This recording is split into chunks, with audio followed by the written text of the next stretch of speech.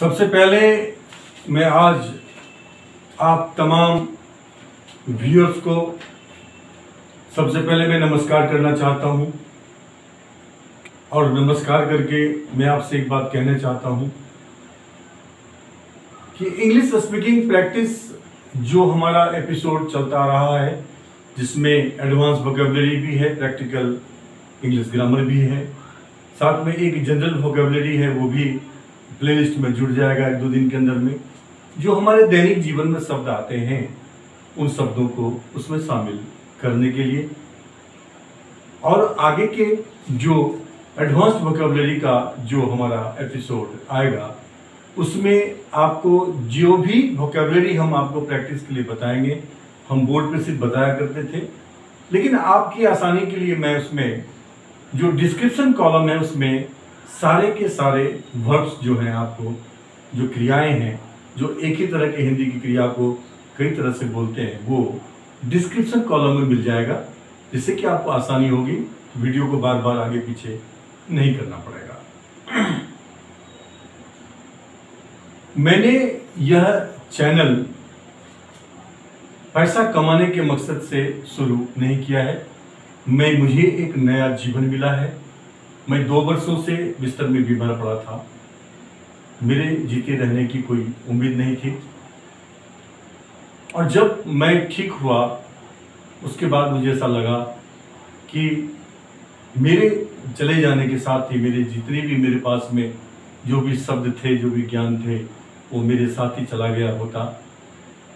इसलिए एक नई पारी मैंने मेरी ज़िंदगी की है और इस नई पारी में मैं आप लोगों को कुछ ऐसी चीज़ें देना चाहता हूँ जो आपको ही नहीं, आने वाली पीढ़ी को भी मजबूत बनाएगा, सशक्त बनाएगा, उन्नत बनाएगा। और उसी कड़ी में मैं एक नया प्लेलिस्ट आज ऐड करने जा रहा हूँ जो मोटिवेशनल जो है वो उसमें हम बातें करेंगे, जो हमारे दैनिक जीवन से जुड़ी हुई छोटी छोटी बातें हैं जिनको हमेशा हम इग्नोर करते हैं और वही बाद में जाकर बड़ा रूप धारण कर लेता है, हमें अपने उद्देश्य का भी पता नहीं रह जाता है। और इसका जो टाइटल है वो है कठिन राह पर सहज उड़ान। कठिन राह पर सहज उड़ान, ये मेरी पुस्तक है, ह्यूमन एट वर्क इंग्लिश में, उसी का ये हिंदी रूपांतरण है, जिसको कि मैं आपको एपिसोड वाइज अलग अलग टॉपिक पर जो हमारे आपके दैनिक जीवन से जुड़े हुए मुद्दे हैं और वो परखे हुए मुद्दे हैं, परखे हुए कंटेंट्स हैं जो आपको कहीं किसी चैनल पर या किसी बुक में नहीं मिलेगा। ये सारा रिसर्च है हमारा। मैं 30 वर्षों से जो अध्यापन के फील्ड में हूँ, पढ़ा रहा हूँ, उसमें 5 इंजीनियरिंग, गवर्नमेंट इंजीनियरिंग कॉलेज भी शामिल हैं जहाँ मैं पढ़ाता रहा हूँ एज ए गेस्ट प्रोफेसर पिछले 5 साल से। वो सारे अनुभव उसमें अंकित हैं और आपको सिर्फ उसको गौर से सुनना है और सुन करके उसको लिसनिंग करनी है। लिसनिंग जब करेंगे तो क्लियर तस्वीर आपके मस्तिष्क पर पड़ेगी। मैं बहुत ही एक साधारण व्यक्ति हूँ, लेकिन आज भी मैं एक बहुत अच्छा स्टूडेंट हूँ और इसी वजह से मैं हिम्मत कर पाया हूँ आप लोगों के सामने कुछ ऑथोरिटेटिव बात करने के लिए। ऑथोरिटेटिव बात करने का मतलब ये है कि हमारा अहम नहीं है, घमंड नहीं है कि मैं कहता हूँ कि जो इंग्लिश स्पीकिंग कोर्स हम करवा रहे हैं आपको किसी भी हिंदुस्तान के किसी चैनल पर आपको वो कंटेंट्स नहीं मिलेंगे कड़ी दर कड़ी जुड़ी हुई जो आपके मतलब की है। कोई फालतू बात नहीं है उसमें। इसी प्रकार से ये भी जो यात्रा हम शुरू कर रहे हैं अपने अंतर्मन की यात्रा, कि सबसे पहले हम दुनिया को जानने से पहले खुद को जानें, खुद को समझें, खुद को ठीक करें, खुद को बैलेंस करें, तो हमारे इर्द गिर्द का माहौल भी अपने आप बैलेंस हो जाएगा, चीज़ें ठीक होने लगेंगी। जो भी परिस्थितियां हैं, जो विपरीत परिस्थितियां हैं, वो आपके सामने खड़े होने की कोशिश नहीं करेगा। ये सब बातें इस प्लेलिस्ट के अंदर में आपको मिलेगी। टॉपिक वाइज हम एक वीडियो में एक टॉपिक की बात करेंगे, चर्चा करेंगे आपसे, और आपके कुछ ऐसे विचार हैं, हो सकता है कि कुछ बातों पे आप सहमत ना हो, या कुछ एपिसोड्स में ऐसा भी हो सकता है कि हमारे कोई दर्शक ये कहें कि सर आप नास्तिक हैं। मुझे इस बात की परवाह नहीं है। मुझे इस बात की परवाह इसलिए नहीं है कि स्वयं को जानने के बाद आपका स्वयं के प्रति सम्मान बढ़ता है। जब आप स्वयं का सम्मान करना शुरू कर देते हैं तो आप फिर किसी के दूसरे के सम्मान के मोहताज नहीं हो जाते हैं, क्योंकि दूसरे जब सम्मान करते हैं तो उनके पीछे भी कुछ मकसद उनका रहता ही रहता है। अब वो क्या मकसद है, क्या मकसद रहता है, ये जानना भी हमारे लिए जरूरी नहीं है। सबसे बड़ी बात यह है कि let us go with the nature. हम प्रकृति के साथ चलें, प्रकृति का सहयोग करें, तो यकीन मानिए, एक्सपेरिमेंट करके देखिएगा कि जीवन में जब कभी भी मुश्किल आएगी, जो नेचर है वो बिल्कुल आपके पक्ष में, आपके लिए सारी शक्तियां लेकर के आपके लिए खड़ा हो जाएगा। सबसे जो पहला टॉपिक है आज का, वो है एजुकेशन। सबसे पहली चीज है एजुकेशन। देखिए आप, ये होता है EDU, एडू। दूसरा वर्ड है इसमें कैट, CAT, कैट। और तीसरा है आयन। ये तीनों को मिला देंगे, प्लस कर देंगे, तो ये होता है एजुकेशन।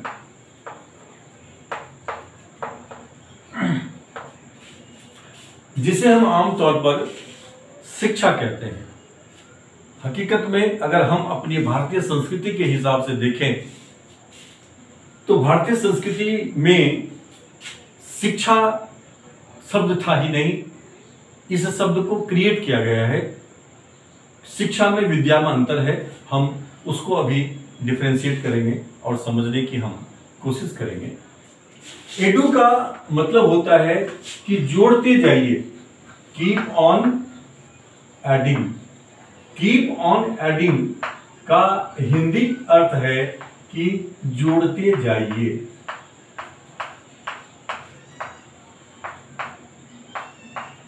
क्या जोड़ते जाइए? कैट का मतलब होता है पॉजिटिव, सकारात्मक। पॉजिटिव मतलब होता है सकारात्मक। आयन का हिंदी होता है आवेश, चार्ज। आवेश या इसको कहते हैं हम चार्ज।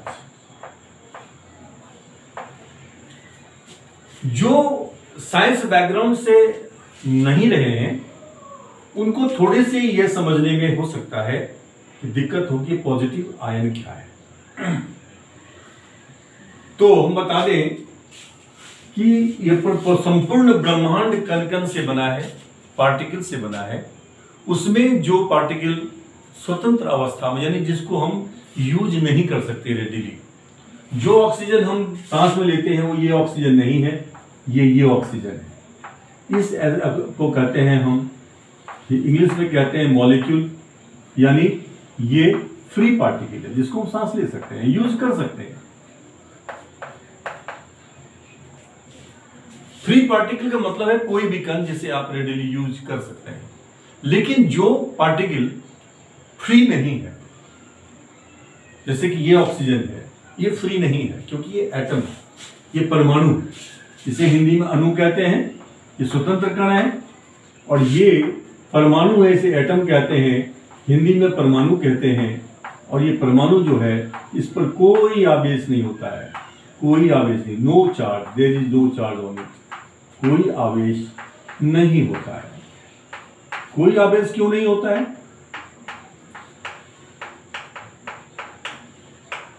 कोई आवेश इसलिए नहीं होता है कि जितना ही इसमें नेगेटिव होता है आयन आदि पार्टिकल, उतने ही पॉजिटिव पार्टिकल जो है पाए जाते हैं। किसके अंदर?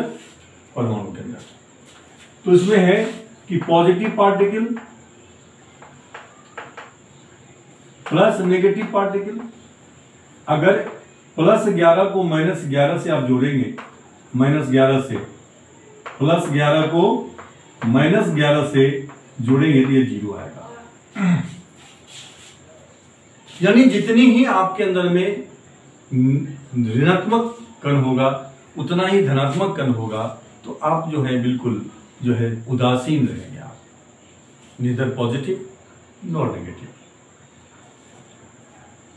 अब यहां पे नेगेटिव पार्टिकल्स जो है हमारे अंदर नकारात्मक सोच, एक गलत दिशा की ओर चल पड़ना, क्योंकि सोच ही नेगेटिव हो गई तो हमारे सारे क्रियाकलाप नेगेटिव डायरेक्शन में चलेंगे। और अगर पॉजिटिव जो है आवेश यानी पॉजिटिव पार्टिकल की संख्या बढ़ जाएगी, कब बढ़ेगी? जबकि नेगेटिव पार्टिकल कम हो जाएगा, नेगेटिविटी कम हो जाएगी। अब ये हो सकता है कि थोड़ा सा समझने में कुछ जो आप में से हैं जो इस बैकग्राउंड से नहीं हैं या काफी समय शिक्षा से दूर चले गए हैं, नौकरी पेशे में लगे हुए हैं, आप मोटे तौर से ये समझिए कि ये पॉजिटिव आयन जो है ये है कि पॉजिटिव पार्टिकल जब बढ़ेगा आपके अंदर, कैसे बढ़ेगा, कैसे हम समझेंगे कि ये बढ़ रहा है, इसकी चर्चा अभी हम करने वाले हैं। तो ये कहते हैं कि आप पॉजिटिव चार्ज जो है अपने अंदर जोड़ते जाइए, सकारात्मकता अपनी बढ़ाते जाइए। हम कहते हैं बी पॉजिटिव।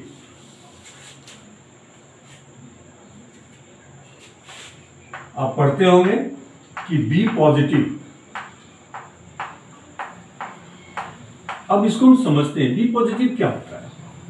आपने कोई काम शुरू किया, आपको अगर निचली मंजिल से ऊपर के मंजिल तक अगर आपको जाना है तो उसकी एक प्रक्रिया है। पहली सीढ़ी पे चढ़ेंगे, फिर दूसरी सीढ़ी पे चढ़ेंगे, और अगर आप अंतिम सीढ़ी पे नहीं चढ़े और बीच में ही आपको यह लगा कि नहीं ये मेरा मंजिल नहीं है, मुझे उधर नहीं जाना है, और आप वहीं से लौट गए, तो अंतिम बात क्या हुई कि आपने जो लक्ष्य तय किया था आप उस लक्ष्य तक नहीं पहुंचे, जबकि आप काफी कदम तक चले, लेकिन अंतिम लक्ष्य तक आप नहीं पहुंचे। क्यों नहीं पहुंचे? क्योंकि आपको यह लगा कि शायद ये मैं नहीं कर सकता हूं। अक्सर ऐसा होता है, जब किसी कोई लक्ष्य हम तय करते हैं, लक्ष्य तय करने के बाद जब उसमें लग जाते हैं तो कुछ समय के बाद, मेहनत करने के बाद भी हम वहां से लौट जाते हैं या लक्ष्य को हम छोड़ देते हैं। साइकिल सीखते हैं हम, साइकिल जब सीखते हैं तो शुरू में क्या लगता है, बहुत डिफिकल्ट है, लेकिन जब हम उसको प्रैक्टिस करते छोड़ते नहीं है उसको, और प्रैक्टिस करते रहते हैं, प्रैक्टिस करते करते हम दोनों हाथ को छोड़ करके साइकिल को चलाते हैं, हमारा आत्मविश्वास कितना बढ़ जाता है। तो एजुकेशन का मतलब क्या होता है? एजुकेशन का मतलब होता है कि आप सकारात्मक हो रहे हैं, यानी पहले से अब क्या हुआ, फर्स्ट स्टेप चले आपका आत्मविश्वास कमजोर था, आपका आत्मविश्वास कमजोर था,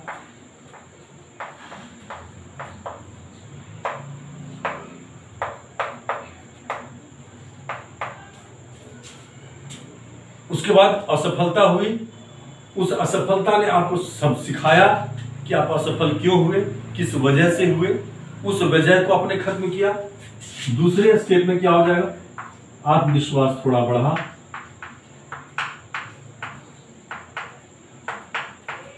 तीसरे फिर आप रुके नहीं, पीछे नहीं हटे, और आपने मेहनत की,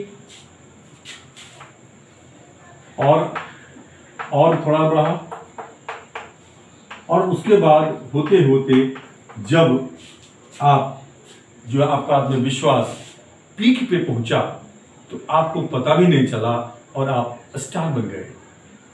पूरी दुनिया ताली बजाने लगी, पूरी दुनिया जो कल तक आपको नहीं जानती थी वो पूरी की पूरी दुनिया आपकी तरफ देख रही है, और पूरी की पूरी दुनिया जो कल तक आपको पूछती नहीं थी वो आपसे मैसेज करके या किसी न किसी माध्यम से संपर्क करके या जैसे भी है वो भी आपके पास आने लगा और कहा कि आप हमें भी रास्ता दिखाइए।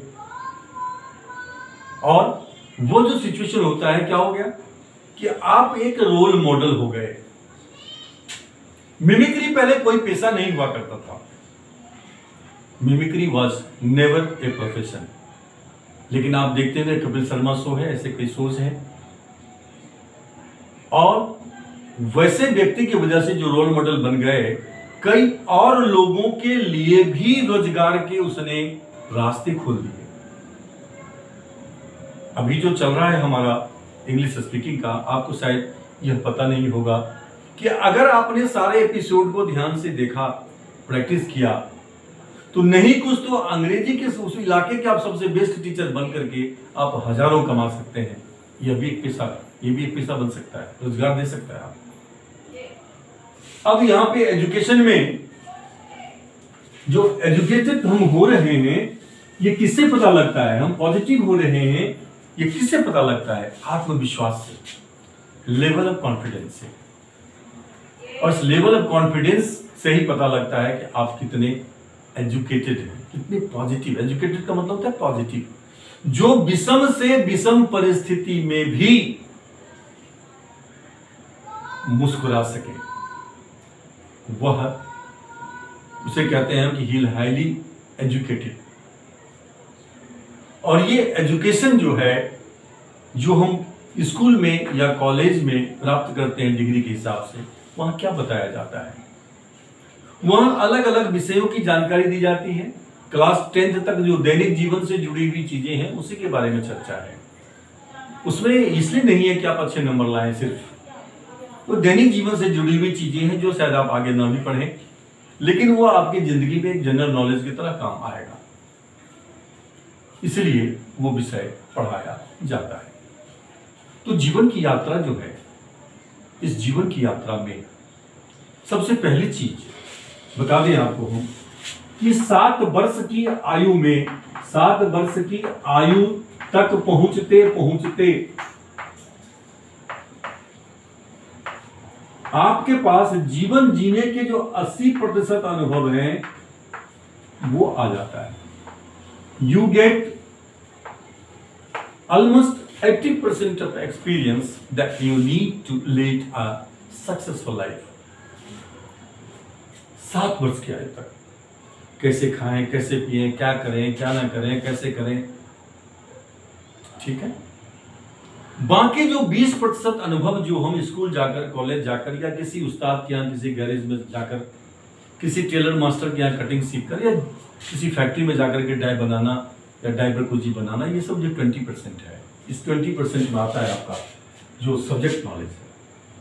20% के लिए हम जो है अपने जीवन का 7 को घटा दीजिए आप।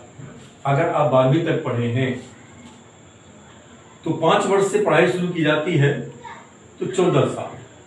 तो 14 साल में जो आपका 7 वर्ष है, ये 7 वर्ष में आपने जीवन के लिए जो अनुभव चाहिए जीने के लिए 80% आप प्राप्त कर चुके हैं। ये 20% जो है, ये सब्जेक्ट रिलेटेड नॉलेज होता है। सब्जेक्ट रिलेटेड नॉलेज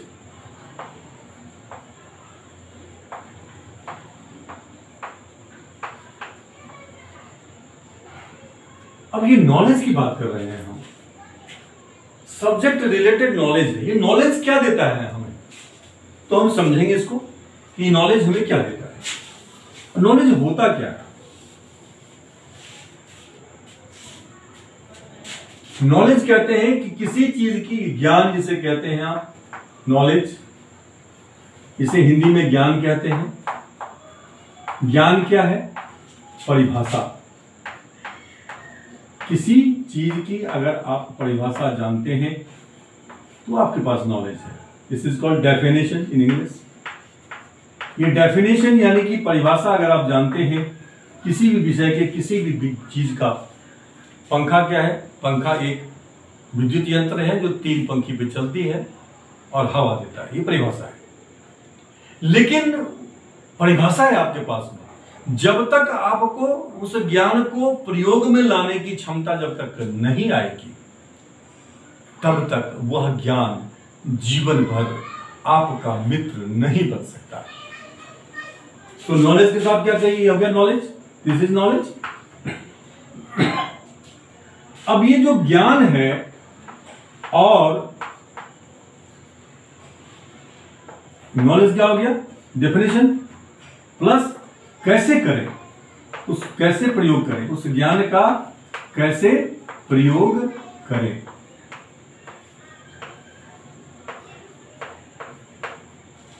ठीक है, इसे अंग्रेजी में हम कहते हैं स्किल।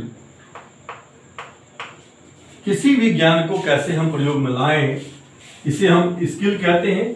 इसके लिए किसी कॉलेज जाने की जरूरत नहीं, स्कूल जाने की जरूरत नहीं। बहुत सारे काम हैं जिसमें आप पहले नॉलेज प्राप्त करते हैं, ये क्या चीज़ है, तो ये कंडक्टर है, ये क्या है, तो ये चीज़ है, कोई भी कंपोनेंट है, क्या काम करता है, तो ये काम करता है।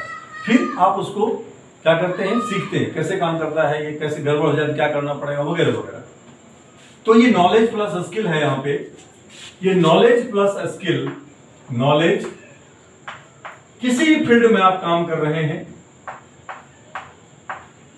आप स्कूल गए हैं या नहीं गए हैं, परिस्थिति बस आपकी परिस्थिति ऐसी रही कि आप उतनी पढ़ाई नहीं कर सके, तो चिंता की कोई बात नहीं। नॉलेज प्लस स्किल, जो भी क्षेत्र आप चुनते हैं वहां पे आपको ये चीज हासिल करनी है, उस क्षेत्र में जिसमें घुसे हैं आप उसके बारे में नॉलेज, और प्लस उस नॉलेज को लेकर के उसको अपने निपुणता में जो है, स्किल में, यानी कैसे उसको हम प्रयोग में लाएं, ये कला आनी चाहिए। ये नॉलेज प्लस स्किल से आपके अंदर में क्या क्या पैदा होगा, इससे आपके अंदर में पहला चीज पैदा होगा वो है आर्ट, कला, और दूसरा पैदा होगा विज्ञान, इसे कहते हैं साइंस। चाहे तो आप कलाकार बन जाएंगे किसी चीज में, आर्ट आ जाएगी आपको, तो आपका जो वो आर्ट है वह आर्ट एक पेशा बन जाएगा, जो एक बहुत बड़ा द्वार खोल देगा आपके लिए। किस लिए? तो ये जब बिकने लगेगा कला आपका, तो ये हो जाएगा वाणिज्य। वाणिज्य का मतलब होता है कॉमर्स, पैसे आने लगेंगे, कॉमर्स। यही अंतिम उत्सव, यही अंतिम लक्ष्य होता है हर व्यक्ति का जीवन में कि पैसा कमाना है। तो पैसा कमाएंगे तो कैसे कमाएंगे? यहां पे तीन तरह के लोग होते हैं। बुद्धि से विज्ञान का विकास होता है, बुद्धि से अध्यात्म का विकास, इसे मेटाफिजिक्स कहते हैं, और तीसरे कैटेगरी के लोग हैं जो ना बुद्धि से विज्ञान पैदा करने में लगे हैं, ना बुद्धि से आध्यात्म की तरफ गए हैं।